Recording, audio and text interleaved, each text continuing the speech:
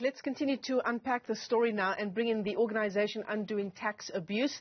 It's really been at the forefront of efforts to get the e-toll system scrapped for over a decade. Its Accountability Division Executive Director, Stefanie Fick, joins us. Stefanie, great to talk to you as always. Thanks very much indeed for coming on.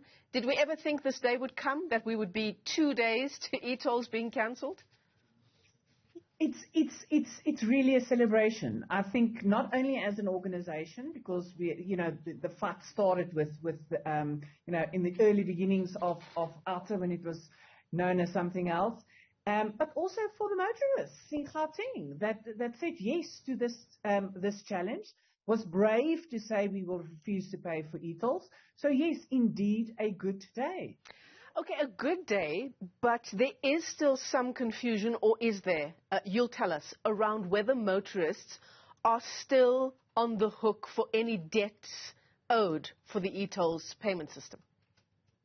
Yeah, that is debatable. I don't know if there's clarity. I think some of the things that were said is creating more confusion. But here is what we got, how I understood what they said. So firstly, from tomorrow, from the 12th, if you're on the road after midnight, then from midnight, you will no longer pay e-tolls.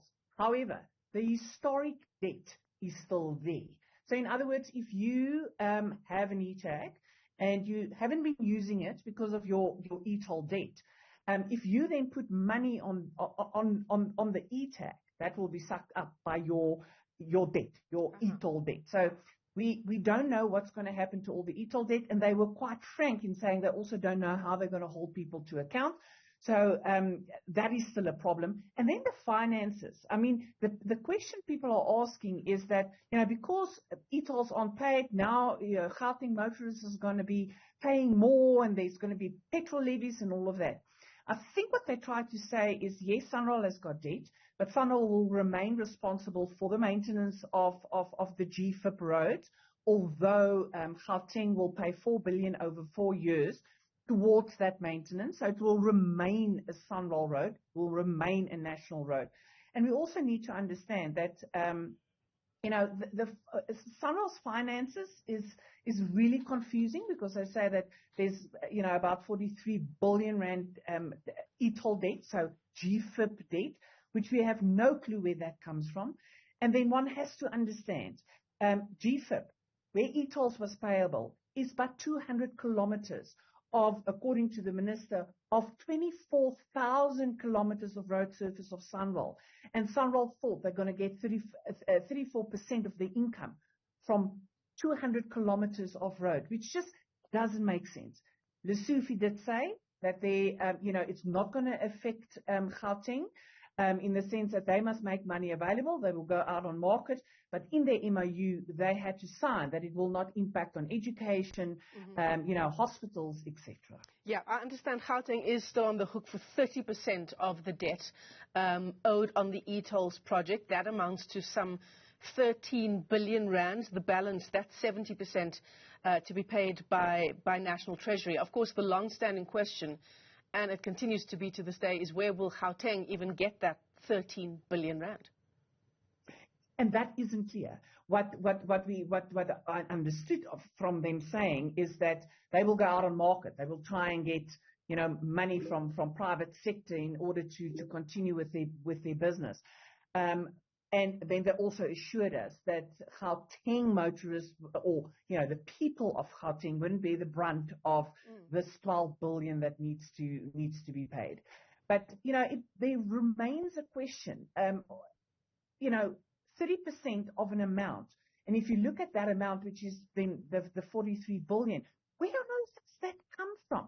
And we also need to take into account that the reason why the amount is, or part of why the amount is so high, is because the construction, the collusion, and the corruption when the road was built in the first place went out of hand, and SANRAL was unable to curb those costs. So a road that was supposed to cost way less than 9 billion cost us 18, 19 billion.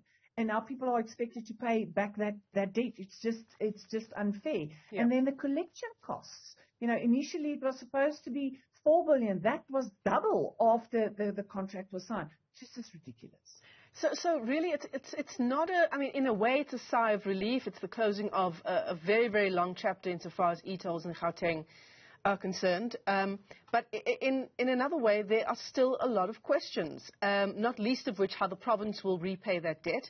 But second to that, the motorists who, according to the Transport Minister, the motorists who are billed for using the roads up until midnight tonight, so midnight on Wednesday, are still obligated to pay up. As you said, Stefanie, in terms of the law, this is going to be enforced, but it's still unclear just exactly how that will be enforced. So what are the motorists meant to do in the meantime? Those motorists who are sitting at home with, I imagine, thousands upon thousands of rands in e-toll bills. You know, those brave individuals made a decision they're never going to use, they're not going to pay for e-tolls. So the worst that can happen currently, as it stands now, is that they can't use their tags for the long distance tolls. So if you get to a Bakwena track or N3TC toll, you need to stand in the queue. But that decision was made a long time ago. So, you made the decision that no matter what, you're not going to pay e-tolls.